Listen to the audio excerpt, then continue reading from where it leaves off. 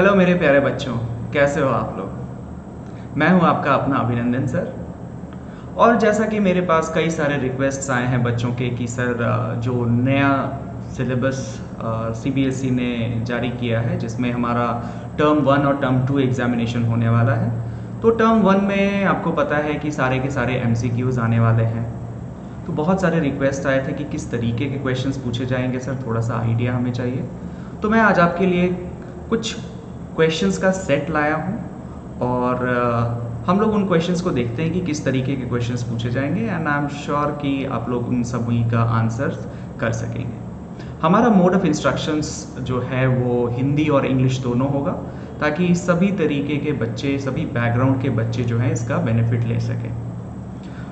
So our mode of instruction would be English as well as Hindi so that everyone can benefit out of it. So before we proceed, let's find out what CBSE has to say about the term 1 and term 2 examination. We are not going to talk about term 2 exam as of now. We are only going to be talking about term 1 exam. So this is, if you can see the screen, this is what CBSE has told us about the term 1 exam. We are not going to talk about all of these things because you have already seen and have read these things. What we are concerned about is this. The question paper will have multiple choice questions that includes your case based multiple choice questions and multiple choice questions on assertion and reasoning type. Assertion and reasoning type is going to be very, very tricky, children. And since this is the new thing which has come up, you need to be very, very attentive while solving these type of questions. Okay? Duration of the test would be 90 minutes and it will cover only the rationalized syllabus. तो हमारा rationalized syllabus तो आप लोग सबको पता चल गया होगा और जैसा कि अभी हम लोग क्वेश्चन करने वाले हैं वो सिर्फ बायोलॉजी के लिए होगा। तो हमारा बायोलॉजी में एक ही चैप्टर आ रहा है और वो है हमारा लाइफ प्रोसेसेस, चैप्टर नंबर 6। ठीक है, हमारे टर्म 1 का सिलेबस बायोलॉजी का है सिर्फ एक चैप्टर और वो चैप्टर अपने आप में ही 4 चैप्टर्स के बराबर है, जैसा कि आप लोग खुद ही जानते हैं। तो हमारा 50% ऑफ द सिलेबस जो है वो टर्म 1 में पूछा जाएगा और 50% जो है वो टर्म 2 में पूछा जाएगा। टर्म 2 में आपका सब्जेक्टिव क्वेश्चंस भी रहेंगे, टर्म 1 एक्सक्लूसिवली आपका जो है वो एमसीक्यूज है, मतलब मल्टीपल चॉइस बेस्ड क्वेश्चंस रहेंगे। ठीक है, तो टाइम वेस्ट ना करते हुए हम लोग अपने क्वेश्चंस पे आते हैं और इसके पहले कि मैं क्वेश्चंस एक एक करके आपको बताऊं कि किस तरीके के क्वेश्चंस आने वाले हैं, मैं आपको एक बात और बता देता हूं कि जिसका जो आंसर्स होगा वो आंसर्स मैं एकदम से आपको बताने वाला नहीं हूं। क्यों? क्योंकि आंसर्स मैं एक्सपेक्ट कर रहा हूं कि आप खुद देंगे। तो फिर मैं क्या करूंगा, मैं आपको यह बताऊंगा कि क्वेश्चन को अप्रोच कैसे करना है और क्वेश्चंस को आपको मैं समझाऊंगा कि क्वेश्चंस क्या कह रहा है और उसका एक्सप्लेनेशन मैं दूंगा आपको कि आंसर्स इसका क्या होना चाहिए। ठीक है, अब जब मैं आपको वो एक्सप्लेन कर दूंगा तो आप खुद ब खुद उस आंसर्स को डिराइव कर लेंगे। ठीक है, of course at the end I will let you know the answers. So let's see how you perform and in the comment I want everyone to answer. Okay, as you read the questions, I want you everyone to answer the question, and if you like, just click on the like button and of course share with everyone so that everyone can benefit out of it, and subscribe. Even if you don't like, please comment how or what do you want so that I can explain it in a better way. Okay, so chal, without wasting any much time, let's move on to our questions, which is of class 10 term 1 and the chapter's name is life processes. Okay, so the first question that we have is, which substances will be present in the glomerular filtrate from the kidneys of the mammal? ठीक है, तो glomerular filtrate क्या होता है ये आप पढ़ चुके हैं हमारे टॉपिक एक्सक्रीशन में। ठीक है, थोड़ा सा मैं आपको आइडिया दे देता हूं यहाँ पे और फिर हम देखते हैं कि आप इस आंसर्स को किस तरह से अप्रोच करेंगे। पूरा क्वेश्चन जरा हम देख लें पहले। तो क्वेश्चन हमारा ये कह रहा है कि हमारे ग्लोमेरुलर फिल्ट्रेट जो होता है उसमें क्या प्रेजेंट होगा और क्या नहीं प्रेजेंट होगा। जो क्वेश्चन का फॉर्मेट दिया गया है वो कुछ इस तरीके से है कि हमें एक टेबल दिया गया है और ये बोला गया है कि आपको ऑप्शन चूज करना है whether it will be A, B, C और D. And in the question it is mentioned, it shows some sort of symbols here. You can see a curly bracket and a hash symbol, and the key given here is that the curly bracket represents present and hash represents absent. इसका मतलब क्या हुआ कि first option जो दिया गया है उस फर्स्ट ऑप्शन में कह रहा है कि ग्लूकोज हमारा प्रेजेंट है, ये curly bracket is equal to present, तो मतलब ग्लूकोज प्रेजेंट होगा, प्रोटीन प्रेजेंट होगा, सॉल्ट एब्सेंट होगा. नंबर बी कह रहा है ग्लूकोज एब्सेंट होगा, प्रोटीन प्रेजेंट होगा, सॉल्ट प्रेजेंट होगा. नंबर सी कह रहा है कि ग्लूकोज प्रेजेंट होगा, प्रोटीन नहीं प्रेजेंट होगा, सॉल्ट प्रेजेंट होगा. और नंबर डी ऑप्शन जो है हमारा वो कह रहा है कि ग्लूकोज नहीं होगा, प्रोटीन भी नहीं होगा, सिर्फ सॉल्ट प्रेजेंट होंगे. ठीक है, तो जरा देखते हैं कि कौन सा आंसर सही होने वाला है.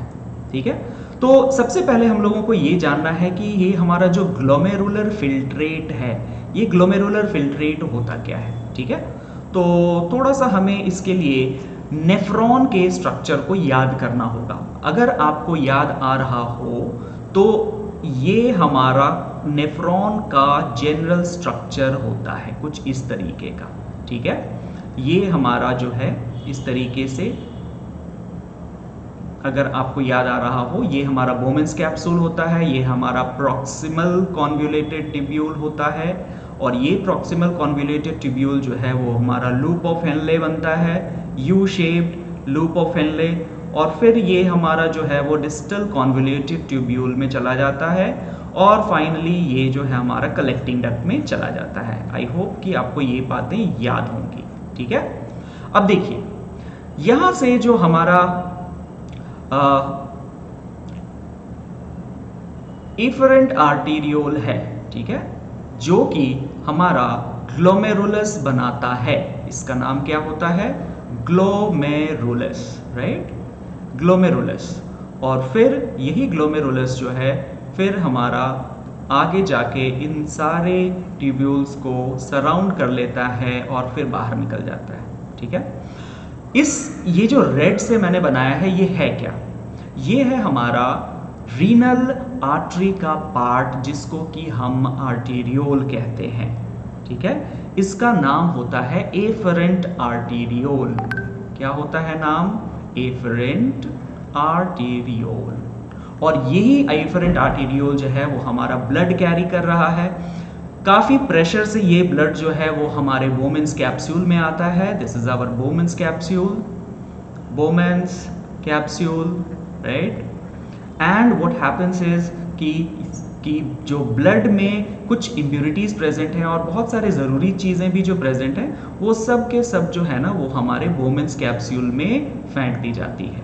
ठीक है, तो इस बोमेंस कैप्सूल में कई तरीके के छोटे छोटे पोर्स होते हैं जिससे कि कई सारे सब्सटेंसेस जो हैं वो इधर यहाँ पे इकट्ठा हो जाते हैं. ठीक है, तो हमारे बोमेंस कैप्सूल में कुछ चीज़ें इकट्ठी हो जाती हैं जो कि आगे की तरफ जाएंगी, और ये जो चीज़ हमारा इकट्ठा हो रहा है यहाँ पे, इसी को हम क्या कहते हैं, ग्लोमेरुलर फिल्ट्रेट.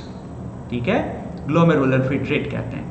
तो क्वेश्चन हमारा यही पूछ रहा है कि ग्लोमेरुलर फिल्ट्रेट में क्या क्या चीजें प्रेजेंट होंगी और क्या क्या चीजें प्रेजेंट नहीं होंगी.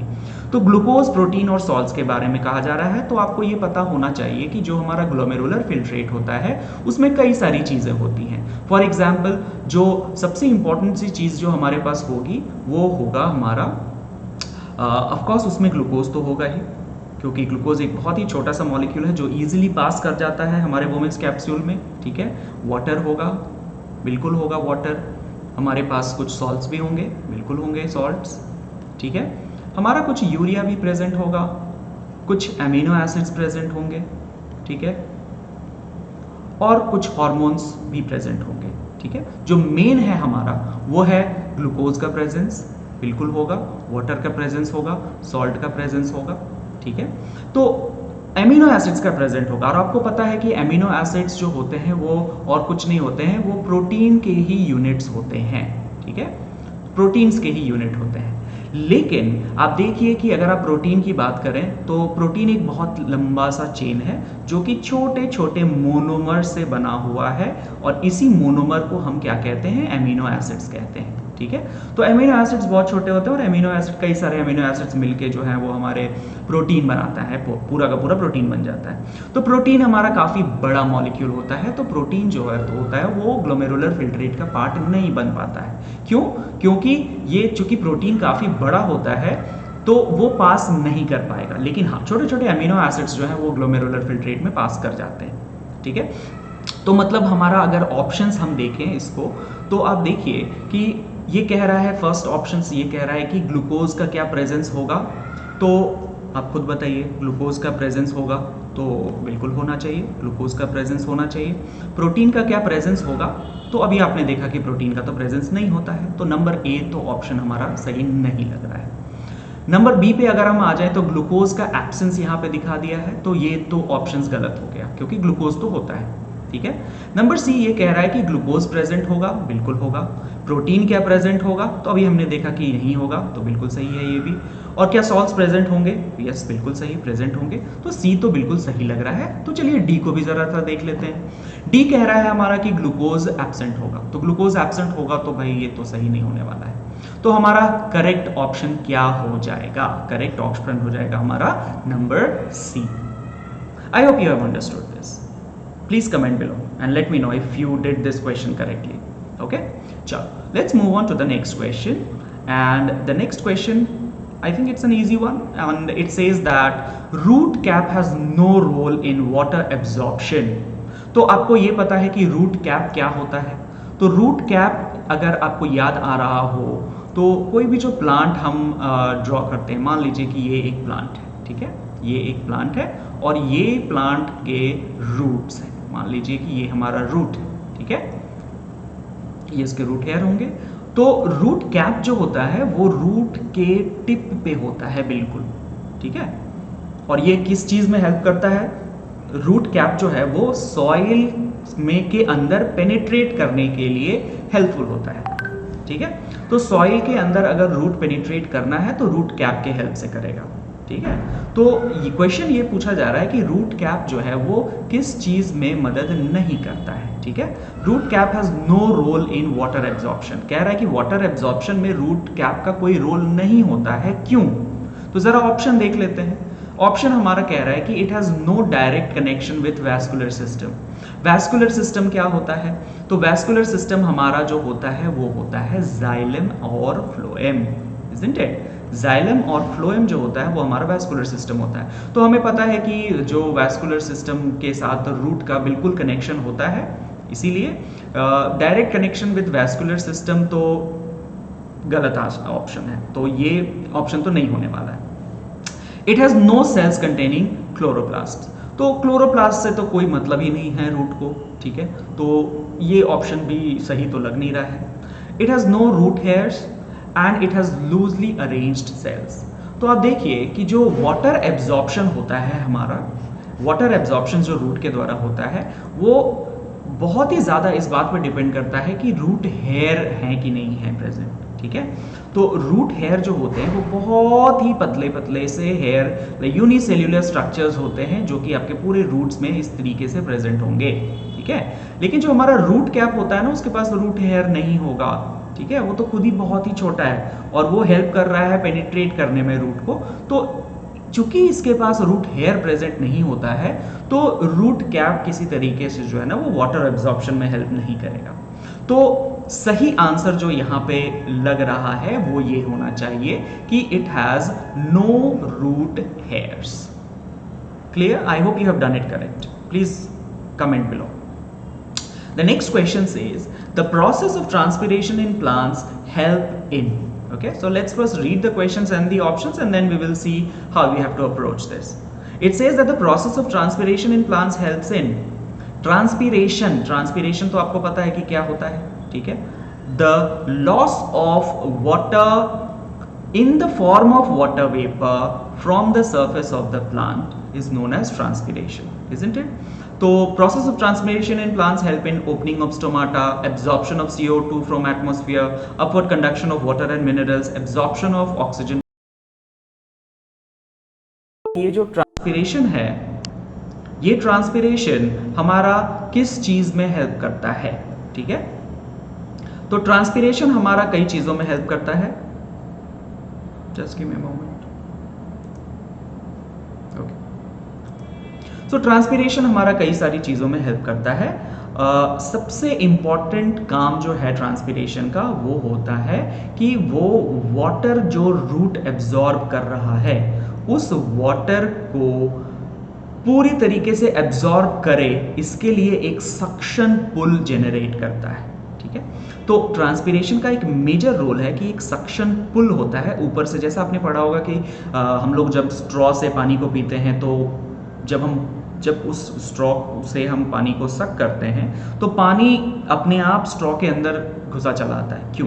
क्योंकि एक प्रेशर जनरेट होता है हमारे माउथ के हेल्प से, तो पानी जो है वो अपने आप उस पाइप में चला आता है। ठीक उसी तरीके से ट्रांसपिरेशन जो है ना एक सक्शन पुल जनरेट करता है। जब सरफेस ऑफ द प्लांट से जो है वो पानी निकल जाएगा तो क्या होगा? मान लीजिए कि ये आपका पौधा है, ठीक है, और यहाँ पे कई सारे लीव्स हैं, ठीक है, और इस लीव से जो है ना वो पानी बाहर निकल रहा है। तो पानी अगर बाहर निकल रहा है तो वो एक प्रेशर एक्सर्ट कर रहा है इस वाले जो वेन्स हैं उसके ऊपर, और वो एक प्रेशर जनरेट कर रहा है इस पे, और अल्टीमेटली जो प्रेशर है वो हमारे रूट पे जा रहा है, और उस कारण से क्या होगा कि रूट जो है ना वो पानी को एब्जॉर्ब कर लेगा।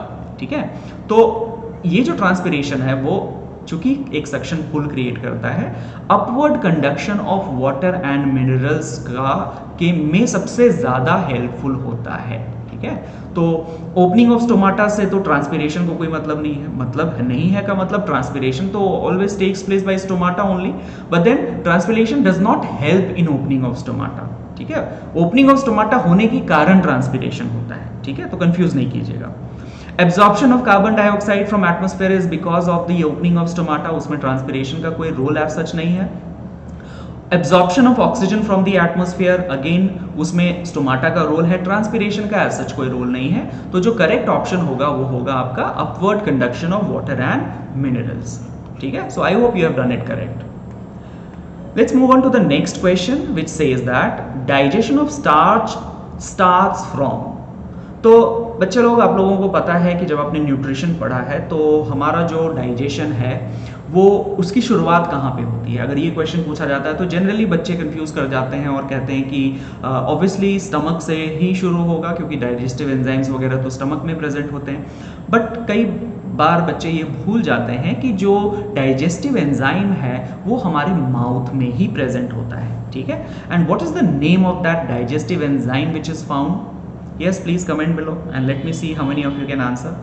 डाइजेशन ऑफ स्टार्च, जो हमारा डाइजेस्टिव एंजाइम माउथ में प्रेजेंट होता है उसको हम कहते हैं salivary amylase. I hope you all remember it, amylase, है ना। और इसी का दूसरा नाम क्या है, कोई बता सकता है मुझे? Yes, you said it right, it's ptyalin, है ना। टायलिन या सलाइवरी अमाइलेज वह एंजाइम है जो कि कार्बोहाइड्रेट के डाइजेशन में हेल्प करता है। ठीक है, कार्बोहाइड्रेट के डाइजेशन में हेल्प करता है। तो कार्बोहाइड्रेट का अगर डाइजेशन होना है तो ऑब्वियस सी बात है कि जो स्टार्च है हमारा कार्बोहाइड्रेट है, और ये चूंकि हमारे माउथ के सलाइवा में प्रेजेंट है तो आंसर क्या हो जाएगा? डाइजेशन ऑफ स्टार्च शुरुआत कहाँ होगी उसकी? डाइजेशन ऑफ स्टार्च की शुरुआत होगी हमारे माउथ में, स्टमक में नहीं, इंटेस्टाइन में नहीं, ईसोफेगस में नहीं, हमारे माउथ में ही स्टार्च का डाइजेशन शुरू हो जाता है। चलिए, आई hope you new this answer. Let's move on to the next one. The next one says the breakdown of pyruvate to give carbon dioxide, water and energy takes place in. ठीक है, तो क्या कह रहा है ये कि जो पायरुवेट होता है, breakdown of pyruvate to give carbon dioxide, water and energy takes place in. तो थोड़ा सा हम रेस्पिरेशन के बारे में अगर आपको याद आ रहा हो बच्चे, तो आप ज़रा यहाँ पे देखें कि जो हमारा रेस्पिरेशन होता है उसमें क्या होता है कि जो ग्लूकोज होता है उसका ब्रेक डाउन होता है, ठीक है। तो ये ग्लूकोज जो है वो ब्रेक डाउन करके पाइरूवेट बनाता है ना, पाइरूवेट बनाता है।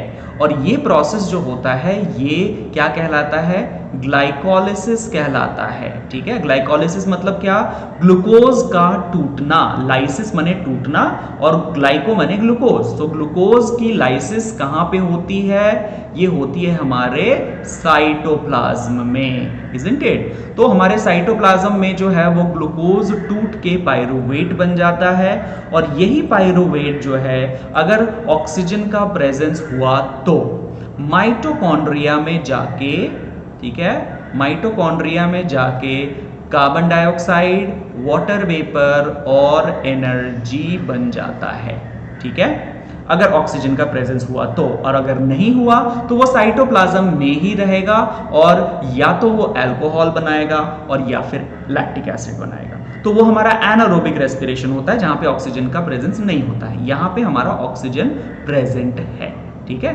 तो क्वेश्चन हमारा क्या कह रहा है, क्वेश्चन ये कह रहा है कि the break down of pyruvate to give carbon dioxide, water and energy. तो आप देखिए कि कार्बन डाइऑक्साइड भी बन रहा है, वाटर भी बन रहा है और एनर्जी भी बन रहा है। तो ये सारी की सारी चीजें अगर हो रही हैं मतलब एरोबिक रेस्पिरेशन हो रहा है और वो साइटोप्लाज्म में तो नहीं हो रहा होगा, मतलब कि माइटोकॉन्ड्रिया में ही होगा, ठीक है। तो अभी हमने देखा कि माइटोकॉन्ड्रिया में होता है चूंकि ये सारा प्रोसेस, तो आंसर क्या हो जाएगा इसका, माइटोकॉन्ड्रिया हो जाएगा। आई होप इसका भी आंसर आपने सही किया है। नेक्स्ट क्वेश्चन जो पूछा जा रहा है वो कह रहा है कि examples of liquid waste product in plant is और आर। तो लिक्विड फॉर्म में वेस्ट प्रोडक्ट प्लांट के क्या हो सकते हैं, ठीक है। तो एक्सक्रीशन ऑफ प्लांट्स में हमने देखा है कि कई तरीके के एक्सक्रीटरी प्रोडक्ट्स जो है वो प्लांट्स निकालते हैं। वो जो है वो आपके रबर के फॉर्म में भी हो सकते हैं, ऑयल के फॉर्म में भी हो सकते हैं, गम्स के फॉर्म में हो सकते हैं, रेजिन्स के फॉर्म में हो सकते हैं और ये सारे ऑप्शंस यहाँ पे दिए गए हैं। मतलब क्या हुआ कि जो सही आंसर हो जाएगा वो हो जाएगा ऑल ऑफ दीज, ठीक है। ये सारे के सारे जो है वो वेस्ट प्रोडक्ट हैं प्लांट के, जिसका कि हम कई सारा हमारे लाइफ में कई सारे यूजेस हैं इसके, इकोनॉमिकल यूजेस भी हैं, ठीक है। तो हम लोग कई सारे यूज करते हैं इसका। नेक्स्ट है हमारा what is the term used when vessels open and let more blood through, ठीक है। तो vessels open and let more blood through, जो हमारा वेसल्स होता है, अब हमारा जो ब्लड वेसल्स होता है वो आपको पता है कि जो ब्लड वेसल्स होता है वो कई तरीके का हो सकते हैं। हमारे ब्लड वेसल्स को अगर हम कैटेगराइज करना चाहें तो आपको पता है कि इनको हम या तो आर्टरी कह सकते हैं, है ना, या तो उनको हम वेन्स कह सकते हैं और या उनके बीच बीच में हमारे कैपिलरीज आते हैं, है ना, कैपिलरीज। तो आर्टरी, वेन्स और कैपिलरीज जो है वो हमारे ब्लड वेसल्स होते हैं, ठीक है। तो मान लीजिए कि ये आपका ब्लड वेसल है, ये हमारा ब्लड वेसल्स है जिसके अंदर ब्लड बह रहा है, ठीक है। So the blood is flowing inside the blood vessel, right? Now what happens is there comes a time when due to certain factors, due to certain reason, it may happen that your blood vessel will either constrict or it will dilate. Okay? So what do you mean by the word constrict? Constrict means पिचक जाना, ठीक है, पतला हो जाना। Dilate मतलब फैल जाना, ठीक है। तो अगर हमारा जो ब्लड वेसल है वो कॉन्स्ट्रिक्ट करता है तो ब्लड प्रेशर काफ़ी हाई हो जाएगा। आप इमेजिन कीजिए कोई भी पाइप है, अगर उसमें पानी बह रहा है और अगर उस पाइप का मुंह अगर आप छोटा कर देते हैं तो प्रेशर काफ़ी ज़्यादा हो जाता है और वो काफ़ी ज़्यादा दूर तक पानी हमारा जाने लगता है। अगर आप उसी पाइप को काफ़ी मोटा कर देंगे तो जो अंदर का वाटर प्रेशर है वो काफ़ी कम हो जाएगा, ठीक है। तो जो कंस्ट्रिक्शन अगर हो जाए हमारे ब्लड वेसल्स में तो ब्लड प्रेशर जो है वो काफ़ी हाई हो जाएगा और अगर डायलेशन हो जाए मतलब कि अगर फैल जाए ये ब्लड वेसल तो ब्लड प्रेशर जो है वो काफ़ी लो हो जाएगा। तो जो वर्ड यूज करते हैं हम कंस्ट्रिक्शन और डायलेशन के लिए वो होता है हमारा वैसो कंस्ट्रिक्शन, ठीक है। वैसो कंस्ट्रिक्शन मतलब क्या हुआ कि हमारा जो ब्लड वेसल है वो पिचक गया है और अगर डायलेट हो गया, अगर फैल गया है तो उसके लिए हम वर्ड यूज करते हैं वैसो डायलेशन, है ना। तो क्वेश्चन क्या कह रहा है हमारा, क्वेश्चन ये कह रहा है कि what term is used when vessels open and let more blood through. तो मतलब क्या, ये ओपन हो गया और ज्यादा ब्लड को अगर पास करने दे रहा है तो मतलब जरूर फैल गया होगा, ये डायलेट हो गया होगा। तो कौन सा वर्ड हम यूज करेंगे? अब देखिए ये ऑप्शन में दिया गया है कि नहीं, जरा देखा जाए। बिल्कुल दिया गया है। अब देखिए जो ऑप्शंस हैं हमारे पास वो है वैसो कंस्ट्रिक्शन मतलब पिचक जाना, ये तो आंसर नहीं होने वाला है। वैसो डायलेशन दिया गया है, वैसो डायलेशन मतलब फैल गया है और ज्यादा से ज्यादा ब्लड को अब वो अपने अंदर जाने दे रहा है, इसलिए वैसो डायलेशन होना चाहिए answer. Increase permeability, none of these नहीं होगा आंसर। ठीक है, so the correct answer is 7B, vasodilation. Let's move on to the next question. Next question हमारा कह रहा है कि a healthy woman consumes a litre of water at once. ठीक है, how will the internal environment of a body affected by this? And second में कह रहा है कि a corrective major to bring the arising condition to normal state is. ठीक है, question समझ में आ रहा है सबको? ये कह रहा है कि एक हेल्दी वुमन है जो कि काफी सारा पानी उसने पी लिया है, तो उसके जो इंटरनल एनवायरनमेंट है, उसके अंदर की जो बॉडी का इंटरनल एनवायरनमेंट है उसमें क्या चेंज आएगा और उस चेंज को न्यूट्रलाइज करने के लिए हमारा बॉडी क्या करेगा। ठीक है, जरा देखते हैं ऑप्शंस में क्या क्या दिया गया है। तो कह रहा है कि प्लाज्मा बिकम्स डाइल्यूटेड और concentration of the urine formed. ठीक है, ओके, लेट्स फाइंड आउट। दूसरा क्या ऑप्शन है? Osmotic pressure of the plasma decreases, और उसके बाद कह रहा है कि increase in the volume of urine formed. Third option says the body cells undergo shrinkage, less water is absorbed by the kidney, osmotic pressure of the plasma increases, formation of dilute urine occurs. Okay, थोड़ा सा इसको समझते हैं कि क्या कह रहा है। जब हम पानी पीते हैं, ठीक है, तो बहुत ज़्यादा जब हम लोग पानी पी लेते हैं मतलब क्या होगा, वो पानी हमारे पेट में जाएगा और हमारे पेट में जाने के बाद वो पानी जो है एब्जॉर्ब हो जाएगा। ठीक है, अब एब्जॉर्ब जब होगा तो हमारे ब्लड में कई बहुत ज़्यादा अमाउंट में पानी आ जाएगा। तो एक बात आपको याद रखनी होगी यहाँ पे कि जब भी हमारा वाटर का कॉन्सेंट्रेशन ब्लड में बढ़ जाता है, ठीक है, वाटर का कॉन्सेंट्रेशन जब भी बढ़ जाएगा तो ऑस्मोटिक प्रेशर जो होता है, ठीक है, ऑस्मोटिक प्रेशर जो होता है वो घट जाता है। ऑस्मोटिक प्रेशर होता क्या है पहले आप ये समझिए। Osmotic pressure is the minimum pressure that is required, that is applied by the solution in order to in order to protect the movement of water molecules, more water molecules inside। मतलब क्या, अगर हमारे पास पानी बहुत ज्यादा हो गया है कहीं पे तो वो और ज्यादा पानी को एंटर करने नहीं देगा। ठीक है, अगर पानी ज्यादा है तो और ज्यादा पानी को एंटर करने नहीं देगा, मतलब ऑस्मोटिक प्रेशर जो है वो काफी कम हो जाएगा। मतलब कि अब प्रेशर कम हो जाएगा मतलब क्या कि इसके ऊपर जो प्रेशर लग रहा है वो काफी कम हो गया है, इस कारण से पानी जो है वो और ज्यादा अंदर नहीं आ पा रहा है। तो वाटर के ज्यादा होने से ऑस्मोटिक प्रेशर जो है वो काफी घट जाता है। और अगर वाटर ज्यादा हो गया है तो क्या होगा, ज्यादा एब्जॉर्प्शन होगा, किडनी के जो सेल्स होते हैं वो आपके ज्यादा से ज्यादा पानी को एब्जॉर्ब करेंगे और ज्यादा से ज्यादा आपके यूरिन बनाएंगे। ठीक है, तो ये होगा, तो उसका रेमेडियल इफेक्ट जो होगा कि अगर ज्यादा पानी प्रेजेंट है तो ज्यादा यूरिन बने, इसके लिए ज्यादा पानी का एब्जॉर्प्शन होगा, ऑस्मोटिक प्रेशर हमारा घट जाएगा। तो ऑप्शंस देखते हैं क्या कह रहा है कि प्लाज्मा बिकम्स डाइल्यूटेड, तो प्लाज्मा बिकम्स डाइल्यूटेड तो ठीक लग रहा है। Concentration of the urine form, मतलब यूरिन कॉन्सेंट्रेटेड फॉर्म होगा, तो कॉन्सेंट्रेटेड यूरिन तो फॉर्म नहीं होगा क्योंकि पानी तो काफी ज्यादा है, तो डाइल्यूट यूरिन होना चाहिए, तो ये ऑप्शन तो सही नहीं लग रहा है। ठीक है, नेक्स्ट ऑप्शन जरा देखते हैं। Osmotic pressure of the plasma decreases, अरे हाँ, पानी अगर बढ़ गया तो ऑस्मोटिक प्रेशर तो प्लाज्मा का डिक्रीज कर जाएगा, ये तो सही लग रहा है। Increase in the volume of urine form, बिल्कुल ये भी सही लग रहा है। जो यूरिन का वॉल्यूम बनेगा अब वो तो काफी ज्यादा बनेगा क्योंकि किडनी से ज्यादा पानी जो है अब फिल्टर आउट हो सकेगा, तो ये तो सही लग रहा है। आगे भी देख लेते हैं options. The body cells undergo shrinkage, ये तो बिल्कुल ही सही नहीं लग रहा है। लेस वाटर इज एब्जॉर्ब, बिल्कुल सही नहीं लग रहा है ये। Osmotic pressure of the plasma increases, नहीं, जैसा कि अभी हमने देखा कि पानी के ज्यादा बढ़ने से ऑस्मोटिक प्रेशर घट जाता है। Formation of dilute urine occurs, ये तो सही है, लेकिन ऑस्मोटिक प्रेशर जो है वो इंक्रीज ना करके डिक्रीज करेगा, इसलिए जो हमारा करेक्ट ऑप्शन होने वाला है वो है नंबर बी। ओके, चलिए नेक्स्ट हम आ जाते हैं हमारे नेक्स्ट क्वेश्चन पे, और वो ये कह रहा है कि the diagram shows human excretory system identify the function of part labelled as X. तो ये तो बहुत ही ईजी क्वेश्चन है। इसमें आप देख रहे हैं कि हमारा किडनी दिया गया है, हमारा यूरेटर दिया गया है, हमारा एक्स एक दिया गया है, जो आपको पता है कि ये हमारा एक बैग लाइक स्ट्रक्चर है जो यूरिन को स्टोर कर रहा है। ठीक है, तो उसका नाम क्या है? इस बैग लाइक स्ट्रक्चर का नाम है हमारा urinary bladder, right? Urinary bladder. तो यूरिनरी ब्लैडर है ये, और यूरिनरी ब्लैडर का काम क्या है? यूरिन को स्टोर करना। तो जरा ऑप्शन देख लिया जाए। टू एक्सक्रीट यूरिया, बिल्कुल नहीं। टू प्रोड्यूस यूरिया, बिल्कुल भी नहीं। टू प्रोड्यूस यूरिन, बिल्कुल भी नहीं। प्रोडक्शन ऑफ यूरिन तो हमारा किडनी करता है, यूरिया वगैरह तो कहीं और प्रोड्यूस होता है और यहाँ पे छाना जाता है किडनी के द्वारा। एक्सक्रीशन ऑफ यूरिया का काम तो इसका नहीं है। ठीक है, तो क्या काम है भाई एक्स का? एक्स का काम है टू स्टोर यूरिन। जो हमारा यूरिन बनेगा किडनी में, वो यूरेटर से होके हमारे यूरिनरी ब्लैडर में आएगा और यहाँ पे स्टोर हो जाएगा। ठीक है, तो store urine is the correct answer.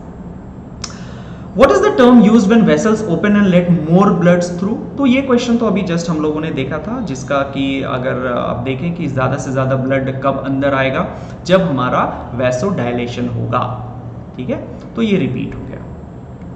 Next question है हमारा, in amoeba the digestion is intracellular. अब इस बात को समझना है हमें कि ये इंट्रासेल्यूलर का मतलब क्या है। ठीक है, what do we understand by this term intracellular? You see, there are two terms. One is called as intercellular and one is known as intracellular. Children often get confused between these two words. So let us try to understand what these two mean.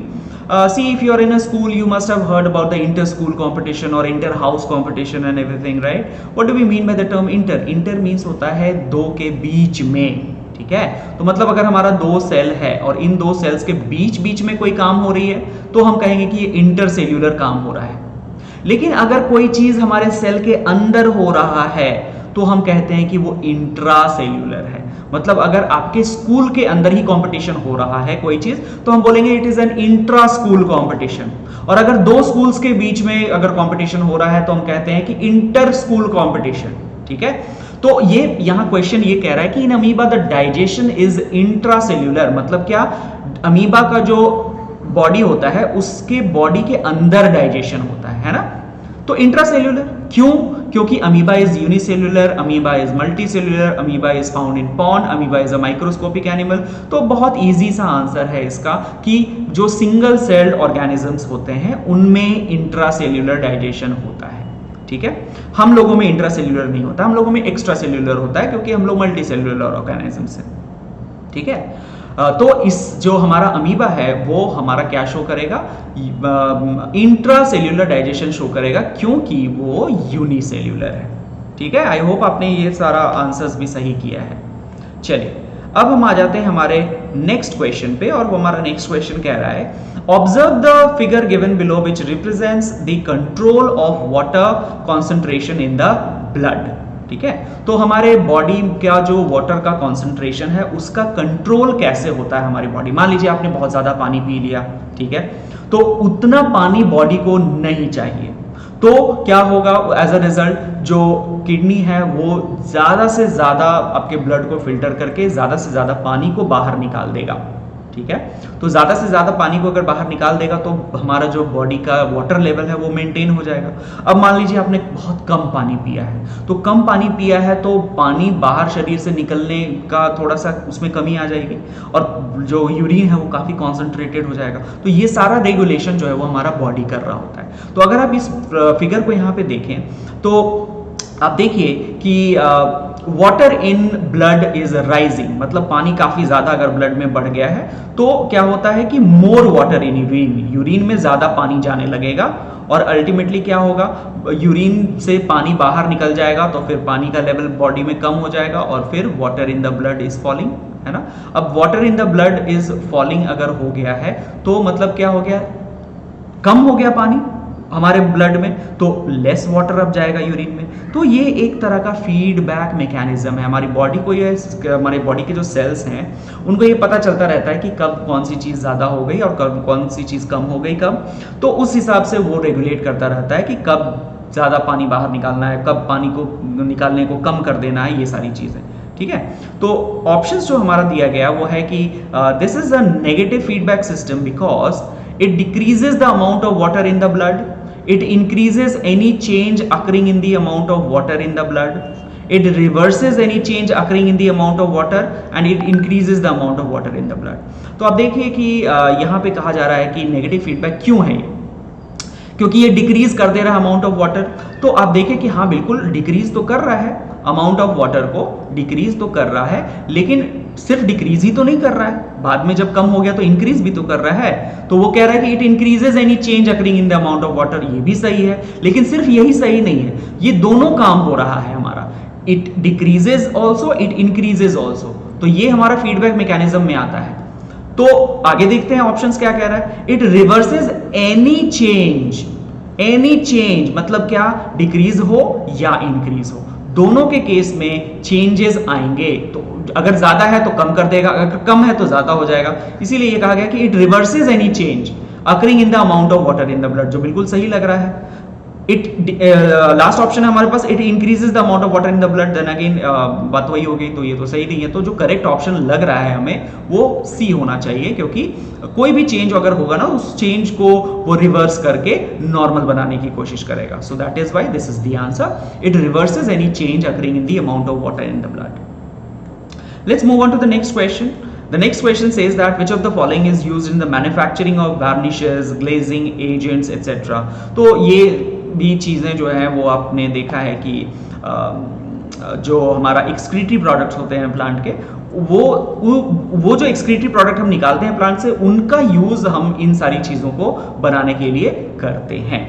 ठीक है, तो हमारा मान लीजिए varnishes है या glazing agent है या कुछ भी है, ये सब किन सारी चीज़ों से हमारा बनाया जा सकता है। ठीक है, तो हमारा इसके लिए जो है ना वो रेजिन्स यूज़ किया जाता है। ठीक है, तो आप याद रखेंगे इसको कि रेजिन्स को हम लोग यूज़ करते हैं इन सारी चीज़ों को बनाने के लिए। तो हमारा करेक्ट आंसर क्या हो जाएगा, रेजिन्स। फटाफट हम आ जाते हैं अपने नेक्स्ट क्वेश्चन पे, और ये कह रहा है कि हमारा main excretory organ of human. तो इसमें तो कुछ एक्सप्लेनेशन की बात नहीं, आपको ऑलरेडी पता है कि आपको ये तो पता है कि हमारा लंग्स भी एक एक्सक्रीटरी ऑर्गन की तरह बिहेव करता है, क्योंकि ये जो है हमारा कार्बन डाइऑक्साइड को एक्सक्रीट कर रहा होता है। हमारा स्किन भी एक एक्सक्रीटरी ऑर्गन की तरह बिहेव करता है, क्योंकि ये कई तरह के सॉल्ट और वाटर को एक्सक्रीट कर रहा होता है एक्स्ट्रा, है ना। तो ये भी है हमारा। लिवर भी हमारा कई तरह का जो सब्सटेंसेस है उसको एक्सक्रीट करता है, सच एज यूरिया वगैरह जो है वो यहीं पे बनता है, तो ये भी करता है। लेकिन जो मेजर एक्सक्रीटरी ऑर्गन है हमारे पूरे बॉडी का, वो होता है हमारा किडनी, क्योंकि आपको पता है कि किडनी से ही ज्यादातर चीजें एक्सक्रीट आउट होती हैं। तो जो मेन एक्सक्रीटरी ऑर्गन होगा हमारा वो क्या होगा, किडनी होगा। ठीक है, चलो आई होप कि आप लोग कमेंट कर रहे हैं अपने अपने आंसर्स को, और eight the end of the lecture आप मुझे ये बताएंगे कि आपका कितना सही हुआ। इन सारे हम लोग आज 20 क्वेश्चंस करने वाले हैं, और 20 क्वेश्चंस जो आज हम लोग करेंगे उसके अलावा भी कई सारे क्वेश्चंस हैं जिनका लिस्ट बना हुआ है, बट एक एक करके हम सारे क्वेश्चंस को करेंगे। और सिर्फ इस तरह के क्वेश्चन नहीं, हम लोग अभी धीरे धीरे करके असर्शन एंड रीजन पे भी आएंगे, केस बेस्ड क्वेश्चंस पे आएंगे, पैराग्राफ बेस्ड क्वेश्चन जो आने वाले हैं उस पे आएंगे, कई तरीके के हमारे मैच द फॉलोइंग या फिल इन द ब्लैंक्स वाले जो क्वेश्चंस जो 1 मार्क्स के आते हैं वो भी हम करेंगे एक एक करके। तो सारे के सारी चीज़ों को अभी हम लोगों को करना है, तो हमारे साथ जुड़े रहिए और चैनल को लाइक, सब्सक्राइब और शेयर जरूर कीजिएगा। चलिए, हमारा नेक्स्ट क्वेश्चन है most often during a kidney disorder. तो आप देखिए कि हमारा किडनी का कोई डिसऑर्डर हो रहा है, मान लीजिए, ठीक है, किडनी डिसऑर्डर हो गया है, डिसफंक्शनल हो गया है। The colour of the urine changes from yellow to others.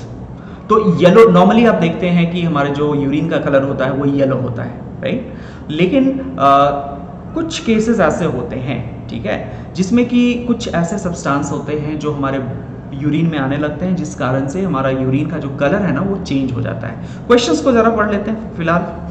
A patient is secreting dark colored urine which turns to blue or black later. This is due to the presence of which of the following? तो बच्चा लोग, आप लोग ये चीज़ तो आपके syllabus में भी नहीं दिया हुआ है, लेकिन आप क्वेश्चन चूंकि पूछा है तो थोड़ा सा डिटेल्स जानना पड़ेगा जहाँ भी आप एक्सक्रीशन पढ़ रहे हैं। एक हमारे पास हमारे बॉडी में एक एंजाइम होता है, ठीक है, उस एंजाइम का नाम होता है होमोजेनिस्टिक डीऑक्सीजनेज, क्या बोलते हैं उसको? होमोजेनेटिक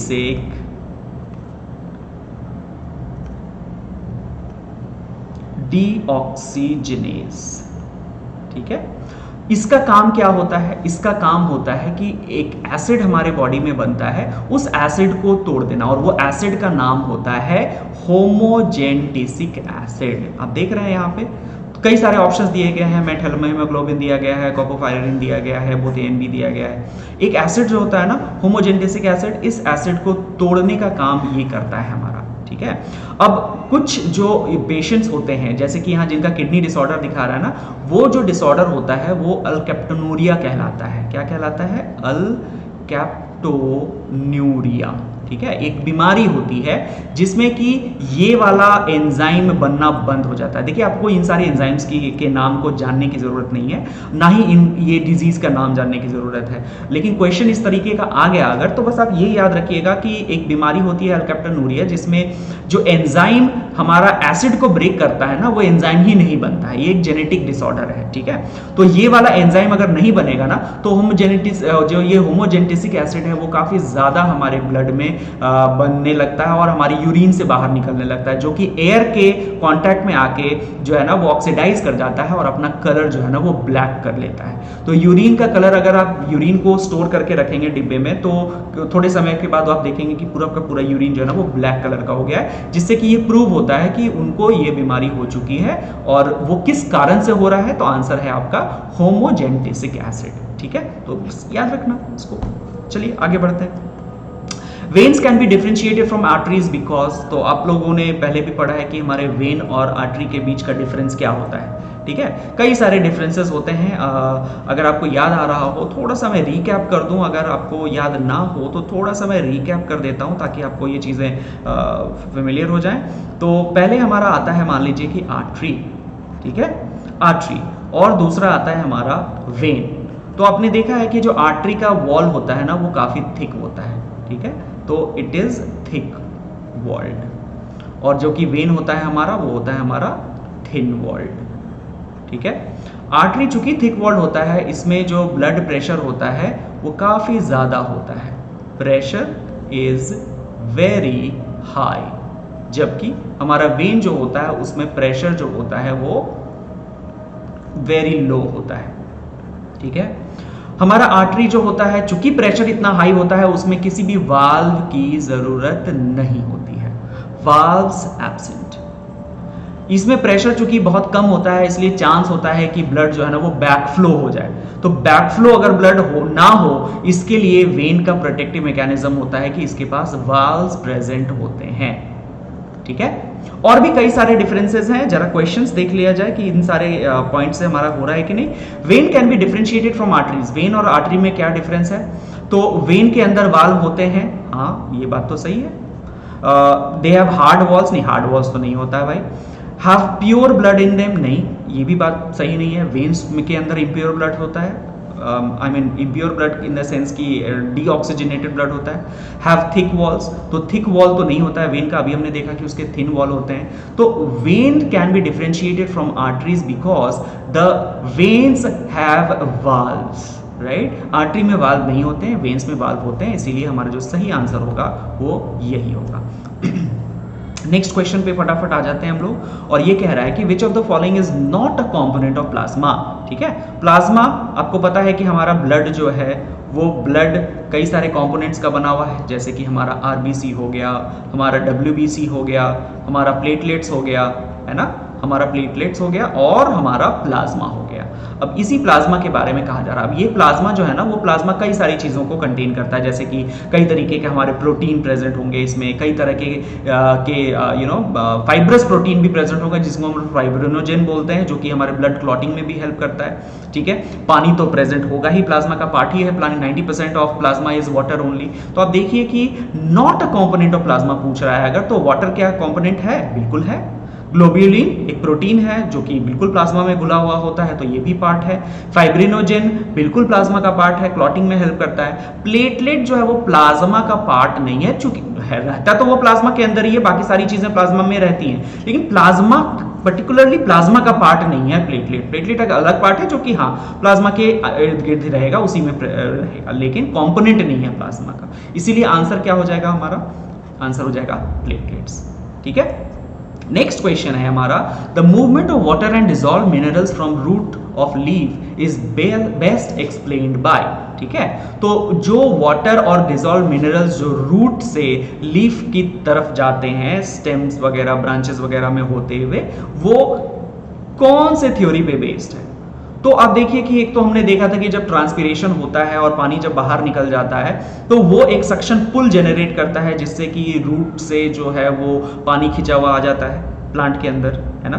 तो वो तो एक बात हो गई, लेकिन वो उसको भी करने के लिए ना हमारे पास एक थियरी दिया गया है। वो थियरी क्या है जरा देखते हैं हम लोग, पहले ऑप्शंस पढ़ लेते हैं। तो ऑप्शंस हमारा कह रहा है cohesion tension theory, translocation, tensile strength, pressure low hypothesis. तो प्रेशर लो हाइपोथेसिस तो बिल्कुल ही गलत है, इसमें इसका कोई सेंस नहीं है इस मामले में। टेंसाइल स्ट्रेंथ से भी कोई मतलब नहीं है। टेंसाइल स्ट्रेंथ का मतलब कोई चीज़ कितना मजबूत है वो होता है, तो टेंसाइल स्ट्रेंथ से कोई यहाँ कोई मतलब नहीं है। ट्रांसलोकेशन मतलब होता है ट्रांसपोर्टेशन ऑफ फूड, जो कि फ्लोएम के द्वारा किया जाता है। तो यहाँ पे हमारा वाटर और डिसॉल्व मिनरल्स कर रहा है, मतलब जाइलम के बारे में पूछ रहा है, तो ट्रांसलोकेशन भी नहीं होगा।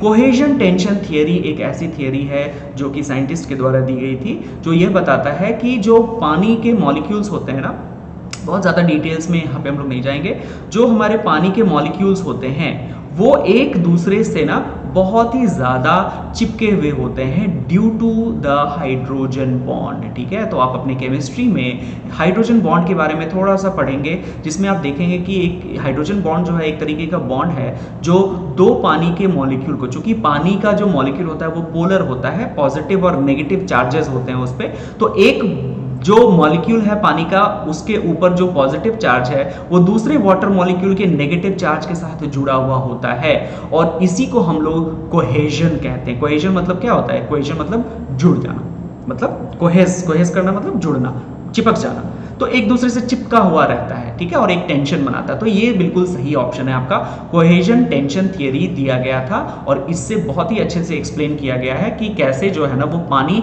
एक कॉन्टिन्यूअस कॉलम में मूव करता रहता है हमारे रूट से लेके लीफ से तक, बाहर जाने तक। ठीक है, तो ये कोहेजन टेंशन थियरी इसका आंसर है।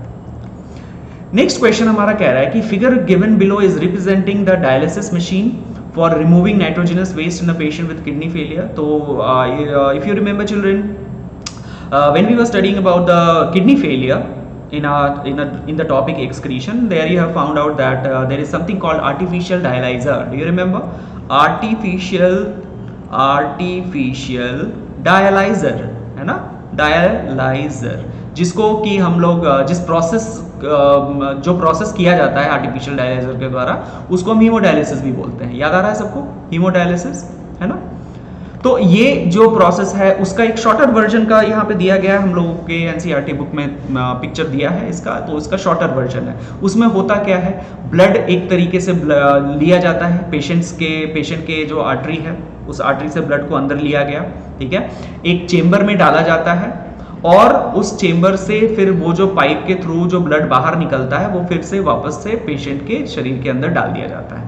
ठीक है, क्वेश्चन ये कह रहा है कि डायलिसिस मशीन जो है उसको अगर नाइट्रोजनस वेस्ट यानी कि यूरिया, यूरिक एसिड, ये सब जो चीजें हैं उसको अगर हमको रिमूव करना है, यही हमारे नाइट्रोजनस वेस्ट है ना, किडनी फेलियर, तो क्वेश्चन कह रहा है कि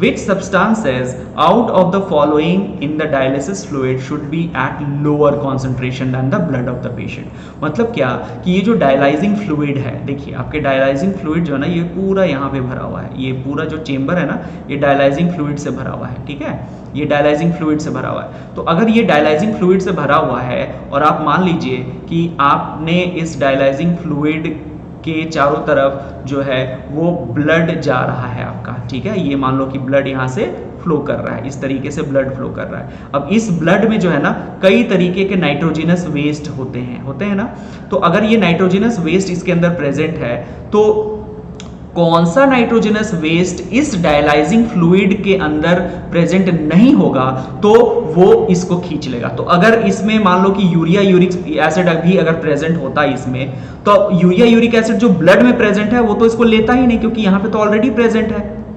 तो अगर यहां पे प्रेजेंट नहीं होगा यूरिया यूरिक एसिड, तो ब्लड से उन सारे वेस्ट को वो खींच सकता है ना। तो क्वेश्चन यही कह रहा है हमारा कि कौन सा सब्सटेंस जो है ना डायलाइजिंग फ्लूइड में should be at a lower concentration. तो लोअर कॉन्सेंट्रेशन में क्या होना चाहिए हमारा, तो हमारा यूरिया तो होना ही चाहिए। तो यूरिया यहां भी है, यूरिया और कहां है, यूरिया यहां भी है ना। तो यूरिया के साथ यहाँ ग्लूकोज है, तो हम ग्लूकोज तो हम नहीं चाहते हैं कि ब्लड से वापस आ जाए, क्योंकि ग्लूकोज तो एक बहुत ही इंपॉर्टेंट कंपोनेंट है हमारे ब्लड का। तो हमारे बॉडी को चाहिए ग्लूकोज, तो हम क्यों चाहेंगे कि ब्लड से ग्लूकोज को भी बाहर निकाल लिया जाए, है ना। तो ग्लूकोज हम नहीं चाहेंगे कि ग्लूकोज भी हमारा इसमें लोअर कॉन्सेंट्रेशन में हो, ठीक है। तो ग्लूकोज के साथ यूरिया का तो प्रेजेंस नहीं होगा, ठीक है। तो कह रहा है कि should be at lower concentration than in the blood. तो कम कॉन्सेंट्रेशन में क्या क्या होना चाहिए, यूरिया एक तो होना चाहिए और एक हमारा सॉल्ट होना चाहिए, ताकि इस ब्लड से एक्स्ट्रा सॉल्ट और यूरिया अब डायलाइजिंग फ्लूइड के अंदर जा सके, और अब जो ब्लड बाहर निकले वो यूरिया उसमें ना प्रेजेंट हो, सॉल्ट प्रेजेंट ना हो, और ब्लड जो पेशेंट को चढ़ाया जाएगा उसके बाद वो बिल्कुल सेफ होगा, ठीक है। तो आई होप कि आपको समझ में आ गया होगा कि क्या है, और इसका आंसर भी होना चाहिए नंबर सी। तो आज जो है वो हमारा ये, चलिए आज का हमारा लास्ट क्वेश्चन आ गया है, और जरा देखें कि हमारा लास्ट क्वेश्चन क्या कह रहा है। क्वेश्चन कहता है कि इन एन एक्सपेरिमेंट, एक एक्सपेरिमेंट का सेटअप दिया गया है। Flask 1 and 2 contain lime water. Lime water children आपको पता है कि क्या है, लाइम वाटर क्या है हमारा, याद कीजिए, लाइम वाटर टर्न्स मिल्की, याद आ रहा है सबको। तो ये होता है हमारा कैल्शियम हाइड्रोक्साइड, याद आ रहा है ना, calcium hydroxide. Air is pumped through the flask. What is the appearance of lime water in flask 1 and 2 after period of 10 minutes? तो आप देखिए कि इस फिगर को थोड़ा सा जूम कर देते हैं ताकि ये क्लियर हो जाए, और आप देखिए कि ये क्या कह रहा है। ये कह रहा है कि ये सेटअप है, ये फ्लास्क 1 है, ये फ्लास्क 2 है ना। यहां पे हमारा पोटेशियम हाइड्रोक्साइड प्रेजेंट है जो कि कार्बन डाइऑक्साइड को एब्जॉर्ब कर लेता है, ठीक है। अब एयर को यहां से ब्लो किया गया, ठीक है। तो वो एयर अब देखिए कि इस पाइप से होता हुआ कहां जाएगा, इस पोटेशियम हाइड्रोक्साइड के सॉल्यूशन में गया। तो जो एयर ब्लो किया गया उसके अंदर जो कार्बन डाइऑक्साइड था वो एब्जॉर्ब हो गया यहाँ पे, ठीक है। अब जो एयर बाहर निकला, यहाँ पे जो एयर बाहर निकला उसमें कार्बन डाइऑक्साइड प्रेजेंट नहीं है। अब ये एयर जो है वो इस ट्यूब से होता हुआ, जो कार्बन डाइऑक्साइड एब्सेंट है जिसमें, वो यहाँ जाएगा, ठीक है, और इस फ्लास्क 1 में जाएगा। और आपको पता है कि फ्लास्क 1 में लाइम वाटर रखा हुआ है, ठीक है। तो ये लाइम वाटर है। तो क्या लाइम वाटर में कोई चेंज आएगा जब कार्बन डाइऑक्साइड प्रेजेंट ना हो? तो कोई चेंज नहीं आएगा, बिल्कुल जैसा है उसी कलर का रहेगा, क्लियर रहेगा। अब वो एयर जो है वो यहाँ पे जाएगा, ठीक है। अब इस पाइप से होता हुआ आगे बढ़ता जाएगा और यहाँ पे आएगा। अब यहाँ पे देखिए लिविंग ऑर्गेनिज्म या लिविंग एनिमल रखा हुआ है जो कि रेस्पिरेशन कर रहा होगा, है ना, रेस्पिरेशन कर रहा है। अब ये रेस्पिरेशन कर रहा है तो कार्बन डाइऑक्साइड निकाल रहा है। अब ये कार्बन डाइऑक्साइड अगर निकाल रहा है, ऑक्सीजन यहाँ से तो आ गया लेकिन कार्बन डाइऑक्साइड तो यहाँ प्रेजेंट नहीं था, लेकिन कार्बन डाइऑक्साइड अब यहाँ चूंकि बन रहा है तो कार्बन डाइऑक्साइड वाला एयर तो यहाँ जाएगा आगे, और फिर लाइम वाटर यहाँ भी रखा हुआ है फ्लास्क 2 में भी, है ना। तो फ्लास्क 2 में कार्बन डाइऑक्साइड वाला एयर अगर आएगा तो इसका तो कलर चेंज हो जाना चाहिए।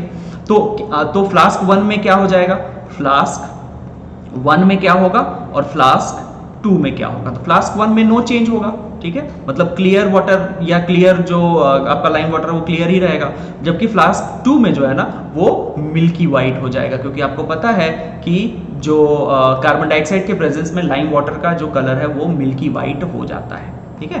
तो ऑप्शन जरा देख लेते हैं क्या कह रहा है कि फ्लास्क 1 क्लियर और फ्लास्क 2 क्लियर, बिल्कुल नहीं, फ्लास्क 2 में तो चेंज हो गया था तो ये ऑप्शन तो नहीं होगा। फ्लास्क 1 इज क्लियर और फ्लास्क 2 जो है वो व्हाइट या क्लाउडी, ये तो सही लग रहा है, पर आगे भी देख लेते हैं। फ्लास्क 1 व्हाइट क्लाउडी नहीं होगा क्योंकि वो तो क्लियर होगा, और फ्लास्क 1 जो है वो आपका व्हाइट क्लाउडी, तो ये भी नहीं होगा। तो करेक्ट ऑप्शन क्या हो जाएगा, नंबर बी। आई होप ये भी आपका सही हुआ होगा, ठीक है। तो आज का जो सेशन है हमारा, जिसमें हम लोगों ने 20 क्वेश्चन किया, आई होप कि मोस्ट ऑफ द क्वेश्चन आपका सही हुआ होगा, और अगर नहीं भी हुआ है तो कोई बात नहीं, हम लोग इस तरह से रिवाइज अपने चैप्टर को कई सारे क्वेश्चंस के द्वारा करते रहेंगे। और आई होप कि थोड़ा सा आपको नॉलेज हुआ होगा कि किस तरीके का क्वेश्चंस पूछा जाएगा।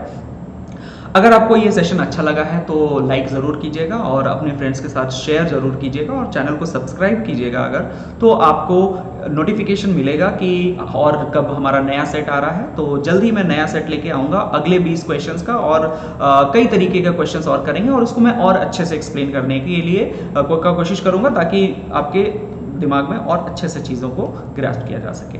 और ट्रस्ट में हम लोग का जो एम है वो बोर्ड में 90% लाना नहीं है, बल्कि 100% लाना है। तो I want everyone to score 100%, not 90%। So let's aim for it and let's do it.